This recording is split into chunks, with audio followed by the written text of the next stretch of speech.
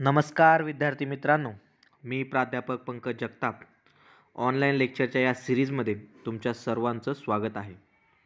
पाठीमागच्या लेक्चरमध्ये आपण MCQ on company final account ह्या टॉपिकवरचा MCQची प्रॅक्टिस केली होती. आजच्या लेक्चरमध्ये सुद्धा आपण MCQ on company final account या टॉपिकवरच्या MCQचीच प्रॅक्टिस करणार आहोत. ही 2 पार्टमध्ये प्रॅक्टिस आहे. पाठीमागचं जे लेक्चर होतं ते पार्ट 1 होतं कंपनी फायनल अकाउंटचं, आणि आजचं जे लेक्चर आहे ते कंपनी फायनल अकाउंटचं पार्ट 2 आहे. आजच्या लेक्चरमध्ये सुद्धा आपण MCQचीच प्रॅक्टिस करणार आहोत. चला तर विद्यार्थी मित्रांनो, वेळ वाया न घालवता आपण MCQच्या प्रॅक्टिसला सुरुवात करूयात. State whether the following statements are true or false. स्क्रीनवर आपल्याला सेंटेन्स दिसणार आहे. ते सेंटेन्स ट्रू आहे का फॉल्स आहे, चूक आहे की बरोबर आहे, हे आपल्याला सांगायचं आहे. त्यातला क्वेश्चन नंबर 1 आहे, the provision for taxation is shown on the asset side of the balance sheet under the heading current liabilities and provision. क्वेश्चनमध्ये काय सांगितलं आहे, प्रोव्हिजन फॉर टॅक्सेशन हा जो पॉईंट आहे तो आपण ॲसेट साईडला दाखवतो करंट लायबिलिटीज अँड प्रोव्हिजन म्हणून. तर हे स्टेटमेंट बरोबर आहे का चूक आहे? तर हे स्टेटमेंट चूक आहे. आपण प्रोव्हिजन फॉर टॅक्सेशन हे ॲसेट साईडला न दाखवता लायबिलिटी साईडला दाखवतो करंट लायबिलिटीज अँड प्रोव्हिजन म्हणून. आपल्याला क्वेश्चनमध्ये काय सेंटेन्समध्ये काय सांगितलं होतं, ॲसेट साईड. ॲसेट साईडला दाखवतो का आपण? नाही, आपण कुठं दाखवतो, लायबिलिटी साईडला करंट लायबिलिटीज अँड प्रोव्हिजन म्हणून.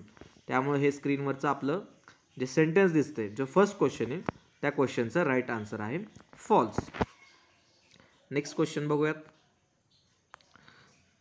Question number 2, profit and loss account attach to the balance sheet should be accompanied by the directors and auditors report. अकम्पेनचा अर्थ होतो सोबत.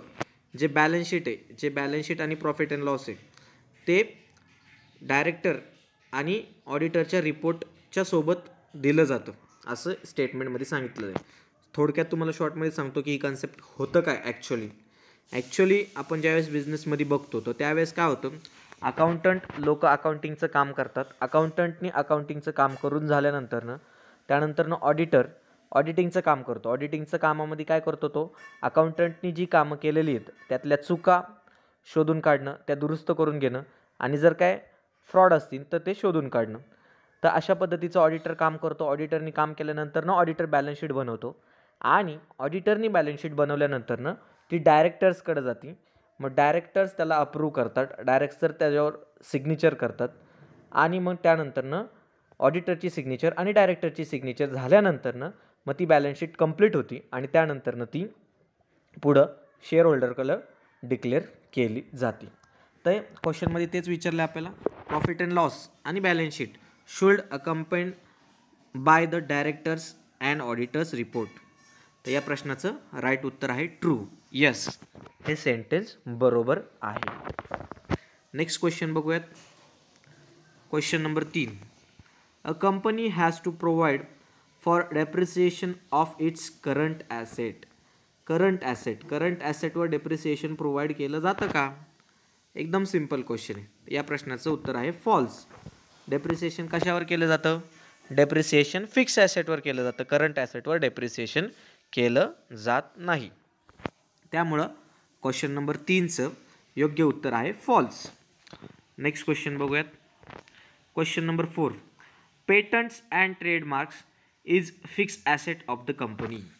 एकदम सिम्पल क्वेश्चन. पेटंट्स आणि ट्रेडमार्क हे फिक्स ॲसेट आहेत का? तर या प्रश्नाचं उत्तर आहे फॉल्स. का? कारण पेटंट्स आणि ट्रेडमार्क हे इनटँजिबल ॲसेट ना की फिक्स ॲसेट आहेत. आलं लक्षात? क्वेश्चनमध्ये स्क्रीनवर काय सांगितलं आपल्याला, patent and trademark is a fix asset. Patent आणि ट्रेडमार्क फिक्स ॲसेट आहे असं म्हटले, तर हे स्टेटमेंट चूक आहे. पेटंट आणि ट्रेडमार्क हे काय आहेत?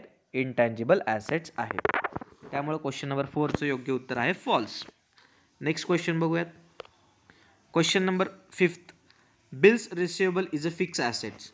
बिल्स रिसिवेबल जे आहे ते फिक्स ॲसेट आहे का? एकदम सिम्पल. तर या प्रश्नाचं उत्तर आहे false. Bills receivable fix asset नाही आहे. बिल्स रिसिवेबल काय आहे? करंट ॲसेट आहे. आता जो नवीन फॉर्मॅट आलेला आहे कंपनीज ॲक्ट 2013च्या अंडर, त्याच्यामध्ये बिल्स रिसिवेबल कुठं जातं, बिल्स रिसिवेबल जातं करंट ॲसेटला. मग त्याच्यामध्ये ए पॉईंट आहे फायनान्शियल ॲसेट आणि त्याच्यामध्ये सब पॉईंट आहे लोन आणि ब्रॅकेटमध्ये शॉर्ट टर्म लोन, असं फॉर्मॅटमध्ये त्याला बिल्स रिसिवेबलला आपण त्या ठिकाणी बघितलेलं आहे. त्यामुळं बिल्स रिसिवेबल हे फिक्स ॲसेट नाही आहे, त्यामुळं क्वेश्चनचा आन्सर आहे फॉल्स. क्वेश्चन नंबर 5चं राईट आन्सर आहे फॉल्स. बिल्स रिसिवेबल हे करंट ॲसेट आहे. नेक्स्ट क्वेश्चन बघूयात. Indicate the correct answer. Question 1, dividends are usually paid on. जे डिव्हिडंड आहे ते कशावर पेड केलं जातं. आपण पर्याय बघूयात.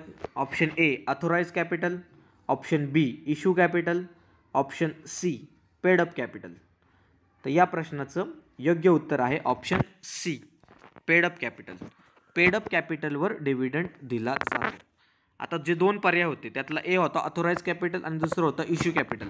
आता अथोराइज कॅपिटलचं एक उदाहरण घेऊयात. समजा कंपनीचं 50,000 अथोराइज कॅपिटल आहे, 50,000 शेअर इक्विटी शेअर्स असं कंपनीचं अथोराइज कॅपिटल आहे, पण त्यातले फक्त 40,000च पेडअप झालेले आहेत. तर मग कंपनी अख्ख्या 50,000वर डिव्हिडंड देणार का, तर नाही. त्यातले फक्त जे पेडअप झालेले आहेत फक्त त्याच्यावरच कंपनी डिव्हिडंड देणार. त्यामुळे पर्याय ए चुकीचा आहे. आणि इश्यू बी पर्याय काय, इश्यू म्हणजे कंपनीने इश्यू केले पण ते सबस्क्राईबच झाले नाही, त्याला शेअर होल्डरनी त्याचे पैसेच दिले नाही. कंपनीने अख्ख्याच्या अख्खे शेअर इश्यू केले पण त्याचे जर पैसेच आले नसतील, ते पेडच झाले नसतील, तर मग त्याच्यावर डिव्हिडंड देणार आहे का, नाही. त्यामुळं ऑप्शन ए आणि बी चुकीचा आहे आणि ऑप्शन सी हा योग्य पर्याय आहे. ऑप्शन सी काय होता, पेडअप शेअर कॅपिटल. आलं लक्षात. त्यामुळे क्वेश्चन नंबर 1चा राईट आन्सर आहे option C paid up share capital. डिव्हिडंडची कन्सेप्ट तर एकदम सिंपल आहे, सगळ्यांना तुम्हाला माहितीच असेल. कंपनी शेअर मार्केटमध्ये शेअर इश्यू करते, त्या शेअरच्या बदल्यात लोक शेअर सर्टिफिकेट लोकांना दिलं जाते आणि लोकांकडनं पैसे घेतले जातात. ते पैसे ते लोकांकडनं आलेले पैसे कंपनी वापरते, त्या पैशाचा वापर करते बिझनेसमध्ये आणि त्या पैशावर प्रॉफिट कमवते आणि त्या कमवलेल्या प्रॉफिटच्या बदल्यात जे शेअर्स खरेदी केलेले शेअर होल्डर्सनी, जे शेअर्स कंपनीने शेअर होल्डर्सला दिलेत त्याच्यावर काय करत असतं कंपनी, डिव्हिडंड देत असती. त्याच्यावर काय देत असतं, मराठीत आपण त्याला काय म्हणतो, लाभांश.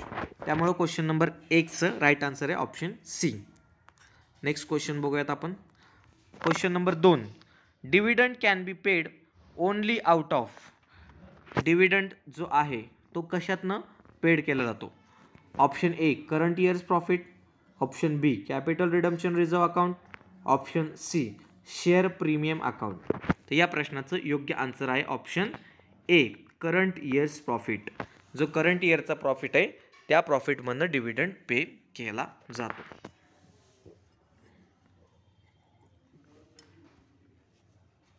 नेक्स्ट क्वेश्चन बघूयात. Question number 3, if share are bought back out of free reserve then a sum equal to nominal value of the shares so bought back is transfer to.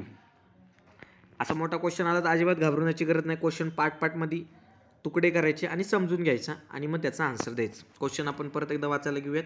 If shares are bought back out of free reserve, shares आपण खरेदी केले free रिझर्वमधनं, then a sum equal to nominal value of share so bought back is transfer to. आपण आपल्याकडे कंपनीमध्ये free reserve आहे, ते free रिझर्वचा वापर केला आणि आपले शेअर बाय बॅक केले किंवा बॉट बॅक असं म्हटलेलं आहे क्वेश्चनमध्ये. आपले जे शेअर मार्केटमध्ये इश्यू केलं तर तेच आपण पुन्हा खरेदी केले आपल्या रिझर्वचा वापर करून, तर त्याच्याची इक्वल अमाऊंट आहे, नॉमिनल व्हॅल्यू होती, तर ती कुठं ट्रान्सफर होती असं आपल्याला क्वेश्चनमध्ये विचारलेलं आहे. तर आपण त्याचे पर्याय बघूयात. Option A capital reserve account, option B capital redemption reserve account, त्यालाच आपण म्हणतो शॉर्टमध्ये CRR, option C general reserve account, option D statutory reserve account. या प्रश्नाचं योग्य उत्तर आहे option B capital reserve redemption account CRR. जर आपण आपले रिझर्व्ह आहेत ते वापर करून आपले शेअर बायबॅक केलेत तर त्या इक्वल नॉमिनल जी व्हॅल्यू आहे ती आपण ह्या अकाउंटला ट्रान्सफर करत असतो. त्यालाच आपण काय म्हणतो CRR capital redemption reserve account. त्यामुळे क्वेश्चन नंबर 3चं राईट आन्सर आहे ऑप्शन बी. नेक्स्ट क्वेश्चन बघूयात. Question number 4. The form of balance sheet as per companies act 2013 is. Companies act 2013च्या नुसार जो बॅलन्स शीटचा फॉर्म आहे तो कसा आहे. ऑप्शन बघूयात. Option A vertical, option B horizontal, option C horizontal and vertical, option D horizontal or vertical. आता vertical म्हणजे काय, उभ्या स्वरूपातला. हॉरिझॉन्टल म्हणजे काय, आडव्या स्वरूपातला. तो जो जुना फॉर्मॅट होता आपला तो आडव्या स्वरूपातला होता, की जे आपण एका साईडला प्रॉफिट अँड लॉस असेल तर एका साईडला डेबिट क्रेडिट साईड घ्यायचो आणि त्यानंतरनं बॅलन्स शीट असताना पण बॅलन्स शीटचे 2 पार्ट करायचो, एका साईडला लायबिलिटी आणि एका साईडला ॲसेट. पण आता जो कंपनीज ॲक्ट 2013चा फॉर्मॅट आहे त्याच्यामध्ये कसं आहे, पूर्ण व्हर्टिकल येतो. एका ॲसेट साईड पूर्ण येणार आणि नंतर त्याच्या खाली लायबिलिटी साईड येणार. त्यामुळं क्वेश्चन नंबर 4चं राईट आन्सर आहे ऑप्शन ए व्हर्टिकल. व्हर्टिकल जो कंपनीज ॲक्ट 2013च्या अंडर बॅलन्स शीटचा जो फॉर्मॅट आहे तो कसा आहे, व्हर्टिकल स्वरूपाचा आहे. जुना फॉर्मॅट कसा होता, हॉरिझॉन्टल होता. आलं लक्षात. त्यामुळं क्वेश्चन नंबर 1चं राईट आन्सर आहे ऑप्शन ए. नेक्स्ट क्वेश्चन बघूयात. Question number 5. Dividend receive by the financial company is shown in the statement of profit and loss as. Question समजून घेऊया आपण. डिव्हिडंड रिसिव्ह केला आहे, कोणी रिसिव्ह केला आहे, फायनान्शियल कंपनीने. फायनान्शियल कंपनी म्हणजे कोण, फायनान्शियल कंपनी म्हणजे अशी कंपनी की जिचं काम समजा शेअर मार्केटमध्ये हे करणं आहे, ट्रेडिंग करणे, शेअर मार्केटमध्ये शेअर विकणं, खरेदी करणं, ब्रोकरेज मिळवणं, त्यातनं कमिशन मिळवणं, असं त्या कंपनीचं काम आहे. की मार्केटमध्ये इन्व्हेस्ट करायचे पैसे आणि त्या पैसे इन्व्हेस्ट करून त्यातनं पैसे मिळवायचं, अशी कंपनी म्हणजे त्याला आपण म्हणतो फायनान्शियल कंपनी. आणि त्या फायनान्शियल कंपनीला डिव्हिडंड मिळाला आहे तर मग तो त्याचा काय होणार, प्रॉफिट अँड लॉसला काय दाखवणार, as a. Option A other income, option B revenue from operation, option C other expenses, option D none of the above. एकदम सिंपल. या प्रश्नाचं राईट आन्सर आहे option B revenue from operation. Revenue from operation. Operation म्हणजे काय, त्या कंपनीचं ते कामच आहे, त्या कंपनीचं तेच ऑपरेशन आहे की ती कंपनीच फायनान्शियल कंपनी, त्या कंपनीचं कामच ते आहे की इन्व्हेस्ट करणं आणि त्याच्यावरनं डिव्हिडंड अर्न करणं किंवा इन्व्हेस्ट करणं त्याच्यावरनं इंटरेस्ट अर्न करणं, हे त्या कंपनीचं काम. म्हणजे त्या कंपनीचं काय ऑपरेशन आहे. पण समजा नॉर्मल कंपनी, कन्स्ट्रक्शनची कंपनी किंवा काहीतरी मॅन्युफॅक्चरिंग करण्याची कंपनी आणि त्यांनी कोणाचे तरी शेअर खरेदी केलेत आणि त्याच्यावर त्यांना डिव्हिडंड मिळाला, मग ते त्यांचं इन्व्हेस्टमेंट फ्रॉम ऑपरेशन होणार का, नाही. समजा कन्स्ट्रक्शनची कंपनी, मग कन्स्ट्रक्शन कंपनीचं इन्कम जे होणार ते कशातनं होणार, त्यांनी फ्लॅट बांधले, त्यांनी शॉप बांधले आणि ते विकले, मग ते त्यांचं ऑपरेशन झालं, मग तो त्यांचा रेव्हेन्यू फ्रॉम ऑपरेशन झाला. आलं लक्षात. आणि जर त्यांना डिव्हिडंड मिळालं असेल तर ते त्यांचा रेव्हेन्यू फ्रॉम इन्व्हेस्टमेंट आहे. त्यामुळं क्वेश्चन नंबर 5चं राईट आन्सर आहे option B revenue from operations. Next question बघूयात. Fill in the blanks. आता या ठिकाणी आपल्याला सेंटेन्स दिलेला असणार आहे आणि त्याच्यामध्ये रिकामी जागा असणार आहे, ती आपल्याला भरायची. त्याला पर्याय वगैरे दिलेले नसणार आहेत, तर आपल्याला ती योग्य पद्धतीने ती रिकामी जागा भरून तो सेंटेन्स कंप्लीट करायचा आहे. तर क्वेश्चन बघूयात आपण. Question number 1. Provision for dividend appear under the note of dash the sheet. जे प्रोव्हिजन आहे, आपण डिव्हिडंडसाठी जे प्रोव्हिजन करतोय ते कुठं दाखवलं जातं, त्याचं योग्य उत्तर आहे शॉर्ट टर्म प्रोव्हिजन.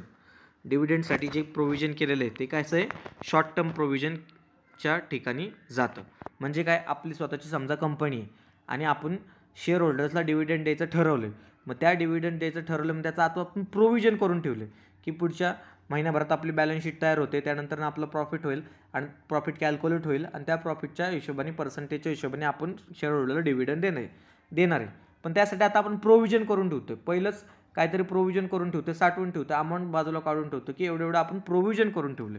मग ते प्रोव्हिजन कसं आहे, शॉर्ट टर्म नेचरचं प्रोव्हिजन आहे. त्यामुळे या प्रश्नाचं आन्सर आहे short term provision. Next question बघूयात. Question number 2. Dividend paid between 2 annual general meeting is called dash dash dividend.